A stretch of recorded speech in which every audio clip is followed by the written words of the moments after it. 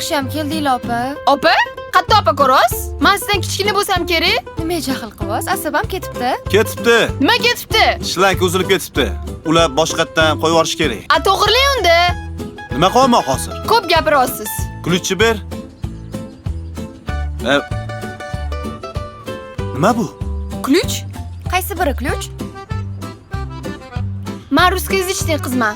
Ruschada ключ bo'ladi bu. Ey, kulutch, buni motorga nima aloqasi bor? Motorga tiqib buraymanmi? Nima qilaman buni? Rus tilida ключ bo'ladi-da. Xafa bo'lmang, opa hayajonlanyaptilar-da. Yana opa deydi-ya. Sizdan bo'la qoling, mashina to'g'irlash yoqib qoldimi yoki? Ushmanglar, bo'pti.